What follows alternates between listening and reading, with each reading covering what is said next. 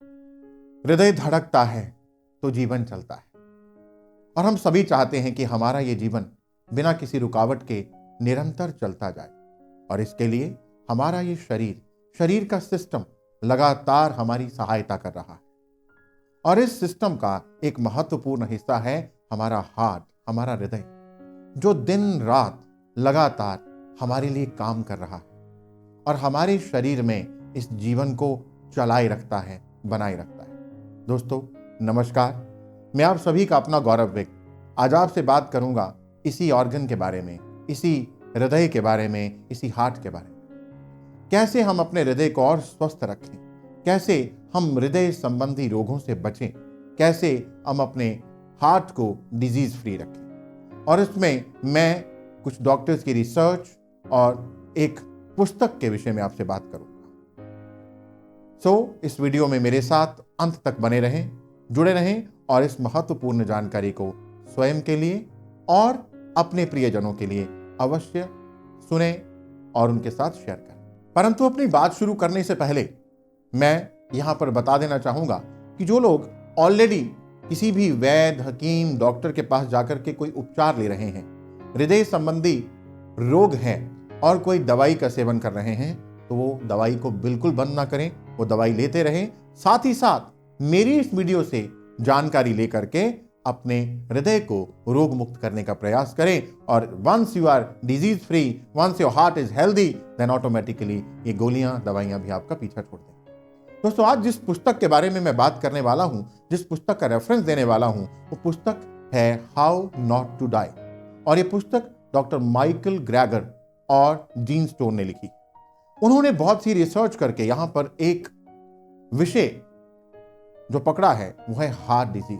वैसे इस पुस्तक में कई और विषयों पर बात की गई है, परंतु आज की इस वीडियो में मैं हार्ट डिजीजेस के ऊपर बात करूंगा, हृदय संबंधी बात करूंगा। तो यहां पर एक रेफरेंस दिया गया है 1950 के दशक का। 1950 के दशक में जहां अमेरिका और रूस के बीच में एक लड़ाई हुई, एक युद्ध हुआ और उस युद्ध में कई सैनिकों की मृत्यु हुई। और ये बात 1953 में गामा यानी journal of American medical association में भी प्रकाशित हुई थी, प्रिंट हुई थी। तो वहां पर उन्होंने रिसर्च करी लगभग 300 सैनिकों पर जिनकी मृत्यु उस युद्ध में हुई और जिनकी एवरेज एज थी 22 साल।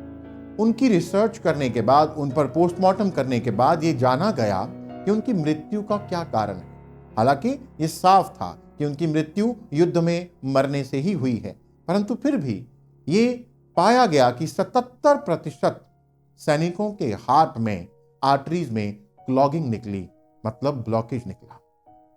इस छोटी सी उम्र में हार्ट में ब्लॉकेज, क्लॉगिंग का हो जाना, उसने इस रिसर्च को मानो एक नया मोड़ दे दिया और ऊंचे आयामों पर ले गया। उसके बाद में उन बच्चों पर, छोटी उम्र के बच्चों पर यह रिसर्च की गई जिनकी मृत्यु किसी दुर्घटना, एक्सीडेंट में हो रही थी।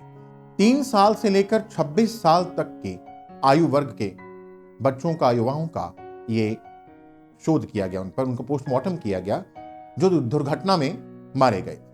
और ये पाया गया कि 10 साल तक के बच्चों के अंदर भी ये क्लॉगिंग की शुरुआत हो चुकी थी और 20 साल की आयु तक के जो बच्चे थे उनके अंदर, हालांकि उनकी मृत्यु दुर्घटना में हुई है, एक्सीडेंट में हुई है, परंतु फिर भी 20 साल तक तो ये बीमारी एक रूप धारण कर रही है।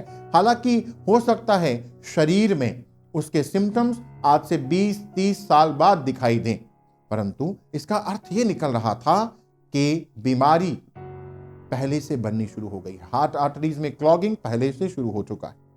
फिर यह रिसर्च और आगे बढ़ाई गई और जिन बच्चों को माता के गर्भ में ही अबॉर्ट कर दिया गया या जो मिसकैरेज हो गया, उन बच्चों को भी पोस्टमार्टम करके देखा गया और देखा गया कि उनके हार्ट में भी क्लॉगिंग निकली, जिनकी माताओं को ये बैड कोलेस्ट्रॉल या क्लॉगिंग की दिक्कत थी। दोस्तों इससे समझ में आया कि यदि हम ये कहें कि 50 साल की उम्र में हार्ट में रोग पैदा हो गया, हार्ट अटैक आ गया, आर्टरीज में ब्लॉकेज आ गया, तो उसका अर्थ ये नहीं है कि आज ये ब्लॉकेज आया। उसका अर्थ है कि ये बीमारी अंदर बहुत पहले से बननी शुरू हो गई। 20 साल 30 साल बाद शरीर में शायद ये सिम्टम्स आए या शायद जल्दी आ जाए।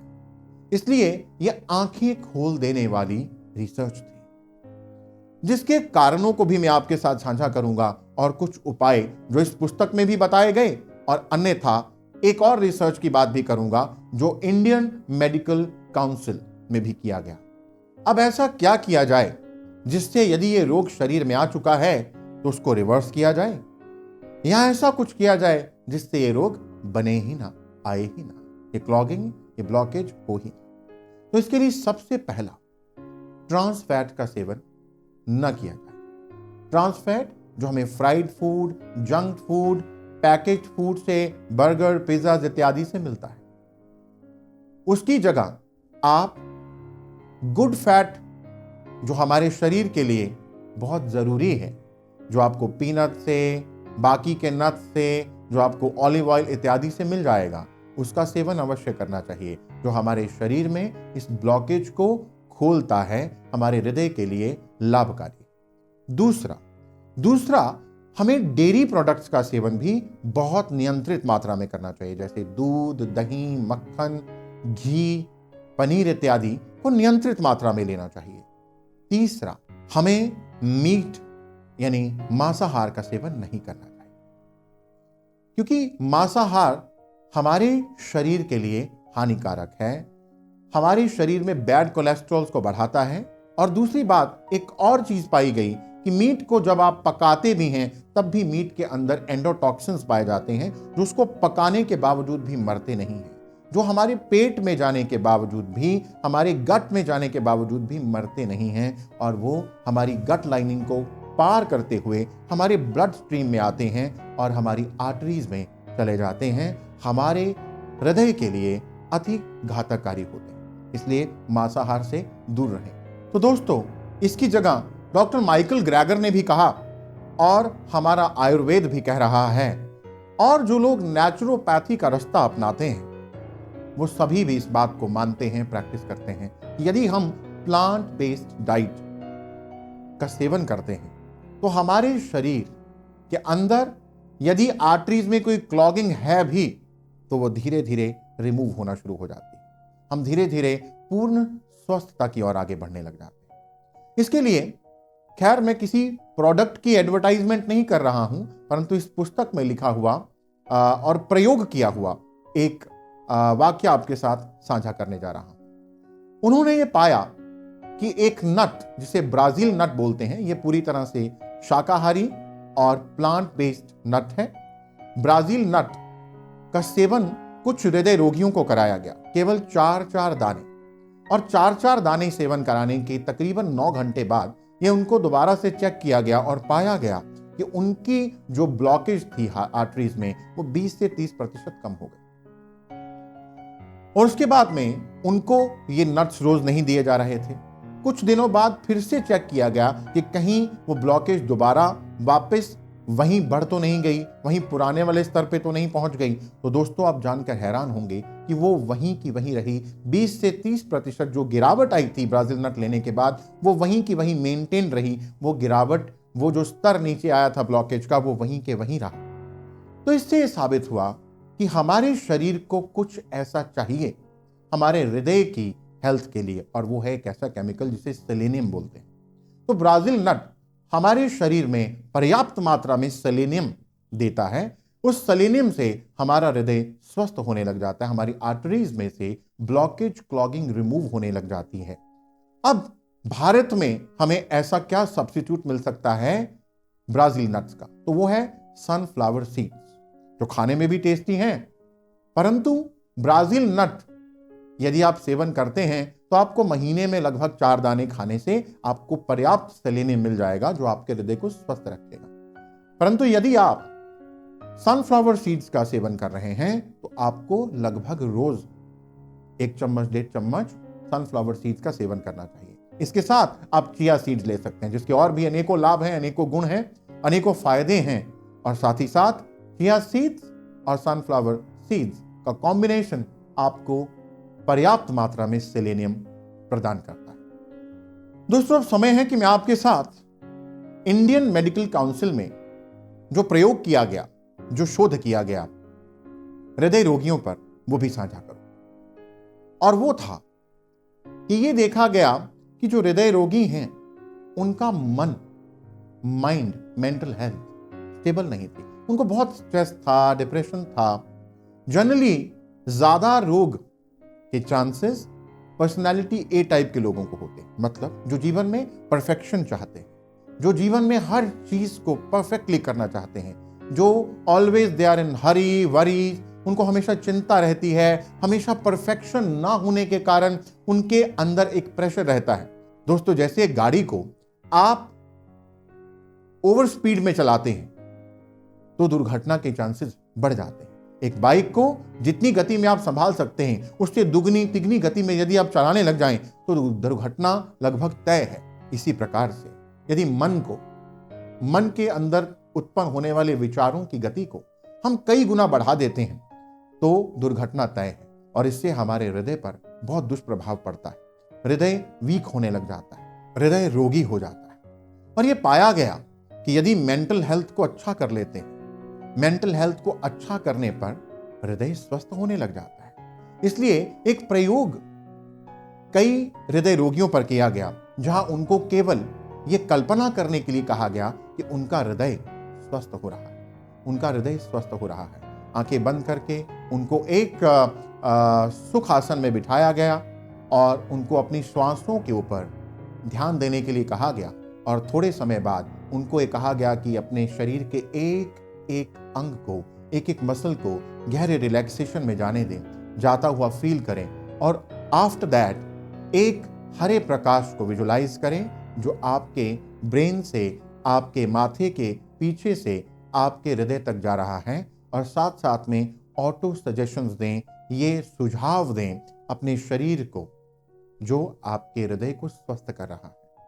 दोस्तों, हमारे न्यूरॉन्स से न्यूरोट्रांसमीटर जो संदेश लेकर के हमारे सेल्स तक जाते हैं, जो संदेश वो लेकर के जाते हैं, वैसी ही मेमोरी हमारे सेल्स धारण करते हैं और वैसा ही स्वास्थ्य हमारा हो जाता है, अच्छा या खराब। That depends upon the suggestions, that depends upon the memory जो ये न्यूरोट्रांसमीटर्स लेकर के जाते हैं। हमारा शरीर हर प्रकार के रसायन की उत्पत्ति करना जानता है, चाहे वो स्वास्थ्य देने वाले हैं या रोग बनाने वाले, चाहे वो विष है या अमृत। हमारा शरीर स्वयं उसका निर्माण करता है। ये साइको न्यूरो इम्यूनोलॉजी है। ये साइको का अर्थ हुआ हमारा ब्रेन, न्यूरो यानी हमारे नर्व, और इम्यूनोलॉजी यानी हमारे शरीर की रोग प्रतिरोधक क्षमता। तो इसी विधि का प्रयोग करके जब अनेकों हृदय रोगियों पर यह प्रयोग किया गया तो पाया गया कि जिस हृदय रोगी ने ज्यादा समय तक यह अभ्यास किया उसकी ब्लॉकेज ज्यादा खुली, और जिसने कम किया उसकी कम खुली, मतलब लाभ सबको हुआ। मैं बहुत जल्द आपके साथ ये पूरी की पूरी मेडिटेशन एक गाइडेड मेडिटेशन के रूप में जल्द साझा करूंगा, ताकि आप या आपके कोई प्रियजन जिनको इसकी जरूरत है वो इसको रोज प्रैक्टिस करें। ना केवल एक रोगी बल्कि एक स्वस्थ व्यक्ति भी इसको प्रैक्टिस कर सकता है ताकि वो स्वस्थ ही रहे। आशा करता हूं कि आपको इस वीडियो में साझा की गई जानकारी अच्छी लगी, लाभप्रद लगी। यदि ऐसा है तो मुझे कमेंट करके बताएं, क्योंकि मैं आपके कमेंट्स को पढ़ता भी हूं और उनको पढ़कर मैं आगे अच्छी वीडियोस बनाने के लिए प्रेरित भी होता हूं। और यदि आप किसी विषय पर मुझसे वीडियो चाहते हैं तो उस विषय को भी कमेंट बॉक्स में लिख करके बताएं। मैं प्रयास करूंगा कि जल्द आपकी सेवा में उस विषय पर वीडियो लेकर के आऊं। इस वीडियो को अनेकों औरों तक साझा करें ताकि उन सबको भी लाभ प्राप्त हो। यदि अभी तक आपने हमारे चैनल को सब्सक्राइब नहीं किया तो सब्सक्राइब करें ताकि हमारा प्रयास, हमारी आने वाली वीडियोस सबसे पहले आप तक पहुंचे और आप किसी भी वीडियो को मिस ना करें। धन्यवाद। आप सभी स्वस्थ रहें, आनंदित रहें।